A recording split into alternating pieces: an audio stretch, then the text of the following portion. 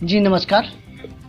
The Bharat live TV में आपका स्वागत है। जैसा कि हम इस समय है चकिया विधानसभा 383 में, यहाँ से आज हमारे साथ जुड़ चुके हैं 383 विधानसभा से इंजीनियर अरविंद खरवार जी। आइए हम जानते हैं कि जनपद में यह जो चकिया क्षेत्र है उसको विकास के लेकर कितनी पहल लगी। इंजीनियर साहब, आप एक परिचय हो जाए आपका जी, आप अपना परिचय बताइएगा, कहाँ करने वाले हैं और किस तरीके से आप राजनीति में जुड़े हैं।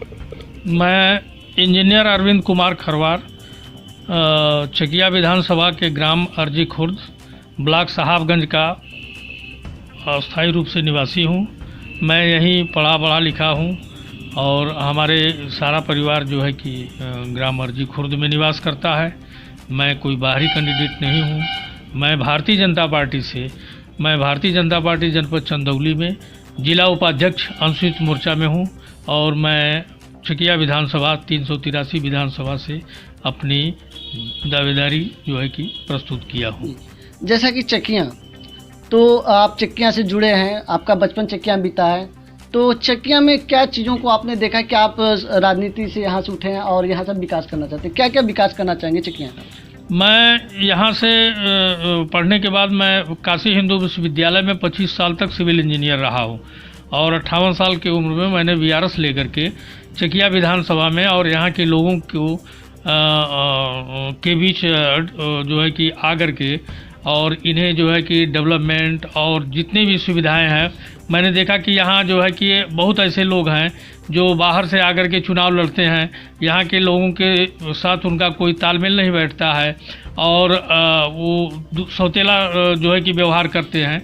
मैं यहाँ का खुद रह करके मैं यहाँ सारे लोगों को जानता हूँ। 531 गांव में कोई ऐसा गांव नहीं है जिसमें 2 लोग मुझे न जानते हों। इसलिए मैं स्वयं अपने विधानसभा से मैंने दावेदारी किया है और मैं कोई यहाँ का बाहरी जो है कि नागरिक नहीं हूँ। मैं खुद यहाँ से जो है कि यहाँ मैं पैदा हुआ हूँ, यहीं पढ़ा लिखा हूँ, मैं यहाँ फिर जो है कि रह रहा हूँ। हमारा यही प्रवास है, मेरा आवास है और यहाँ से रह करके लोगों को समझना, उनके जो है कि विकास कार्यों को समझना, ये बहुत बड़ी चुनौती है। बाहर से लोग आकर के विधायक और सांसद बन जाते हैं, यहाँ के लोगों से सेटलमेंट उनका नहीं हो पाता है। कोई कहाँ रहता है, कोई कहाँ रहता है, विधायकी यहाँ करेगा, रहेगा दूसरे जगह। लेकिन हम लोग जो है कि यहाँ गांव में रहते हैं, गांव में ही पैदा हुए हैं, गांव के लोगों की समस्याएं जानते हैं, उनके सेंटिमेंट से जुड़े हुए हैं। जैसा कि आप गाँव से जुड़े हैं, एक आपने बताया कि आप अनुसूचित जाति से भी जुड़े हुए हैं, तो कितना अनुसूचित जाति यहाँ पे 383 में कितने लोग हैं या इनकी जनसंख्या क्या है? हमारे यहाँ वैसे तो मैं आपको जानकारी दे दूं, मैं यहाँ जो है कि खरवार महासभा का प्रदेश अध्यक्ष भी हूँ और यहाँ जो है कि जो चकिया विधानसभा है वो जो है कि यहाँ सबसे बड़ा पॉपुलेशन जो है कि चमार जाति का है, जिसमें 55,000 के लगभग है। उसके बाद खरवार जाति है जो लगभग 30,000 के लगभग है। उसके बाद जितनी भी अनुसूचित वर्ग की जातियां हैं वो सब हम 25,000 से नीचे की हैं। कोई 8,000 है, कोई 5,000 है, कोई 4,000 है, कोई 2,000 है। पूर्व मैं आपको बता दूं, पूर्व में भी यहाँ से छोटे लाल खरवार सांसद रह चुके हैं, तो आप तो जानते ही होंगे। हाँ, सांसद जी यहाँ से जो है कि रॉबर्टगंज पार्लियामेंट से वो पिछले जो है कि पिछले वाले में जो है कि सांसद रहे हैं। तो क्या लगता है, अनुसूचित जाति जो जनजाति यहाँ निवास करती है, 383 सुरक्षित भी है, तो दबदबा तो बना रहता है? हाँ, दरअसल यहाँ जनसंख्या के हिसाब से यहाँ अत्यंत पिछड़े और जो है कि दलित ही हैं और उनके डेवलपमेंट के काम में कोई इन लोगों को इंटरेस्ट नहीं रहता है।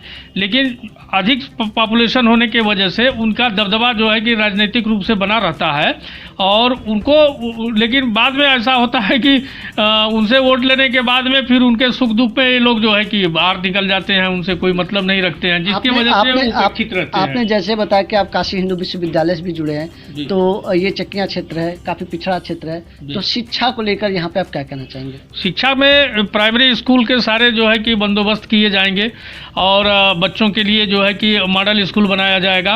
यहाँ जितने भी जो है कि प्राइमरी स्कूल हैं उसमें जो है कि अंग्रेजी वगैरह की पढ़ाने की व्यवस्था की जाएगी, ताकि नर्सरी विद्यालय को हमारे प्राइमरी विद्यालय जो सरकारी विद्यालय हैं वो उनको जो है कि उनकी जगह ले सके।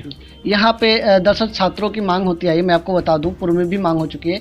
जो यहाँ सावित्रीबाई तक महाविद्यालय है, वहाँ पर LLB, BSc, BCom या उच्च शिक्षा नहीं है, तो इस संबंध में आप क्या कहना चाहेंगे? इस संबंध में दरअसल यहाँ जो है कि ये हमारा जो चकिया है वो कृषि प्रधान जो है कि क्षेत्र है, और यहाँ सबसे बड़ा है कि जो मैक्सिमम यहाँ का पॉपुलेशन है वो एग्रीकल्चर से जुड़ा हुआ है, लेकिन एग्रीकल्चर महाविद्यालय यहाँ नहीं है। पहली बार जो है कि अगर मैं जो है कि यहाँ विधायक बना तो सबसे पहले एग्रीकल्चर जो है कि डिग्री कॉलेज या पोस्ट ग्रेजुएट जो है कि डिग्री कॉलेज की व्यवस्था मैं सरकार से कराऊंगा। जी, रोजगार को लेकर क्या करना चाहेंगे? पलायन को रोकने के लिए यहाँ पर क्या सुविधाएं रहेंगी या क्या कहना चाहेंगे उस संबंध में आप? दरअसल यहाँ कृषि प्रधान होने की वजह से यहाँ जो कृषि आधारित जो व्यवसाय हैं वो मूल रूप से यहाँ, क्योंकि उनके जो रॉ मटेरियल हैं वो कृषि संबंधित हैं, यहाँ कृषि आधारित उद्योग को बढ़ावा दिया जाएगा ताकि यहाँ के लोग उसमें अपने को एडजस्ट कर सकें और उससे जो है कि नकदी फसल वगैरह उगा करके उनसे जो है कि लाभ लिया जा सके। कृषि की बात करें तो यहाँ पे जो किसान है काफ़ी हमेशा सिंचाई को लेकर परेशान रहते हैं। सिंचाई हुआ, खाद की किल्लत होती है। हालांकि जनपद चंदौली को हम धान के कटोरे के रूप में भी देखते हैं, तो क्या लगता है किसानों की समस्याएं आप कितना हल कर सकते हैं या कितना मतलब किसानों का आप मदद कर सकते हैं यहाँ से? दरअसल यहाँ नहरों का जाल बिछा हुआ है। हमारे यहाँ चकिया विधानसभा में कई बड़े बड़े डैम हैं, जैसे मूसा खाड़ है, लतीफ़ शाह के ऊपर मूसा खाड़ के ऊपर जो है कि नौगढ़ डैम है, फिर इधर चंद्रप्रभा नदी पर चंद्रप्रभा डैम है, लेकिन उनके जो है डिस्ट्रीब्यूशन, जो पानी डिस्ट्रीब्यूशन होता है उसकी उचित व्यवस्था न होने की वजह से उसमें सिल्ट हो गई है, और जो है कि पानी की टेल हेड से लेकर के टेल तक जो है कि हेड पर पानी पहुँचता है लेकिन टेल पर नहीं पहुँच पाता है।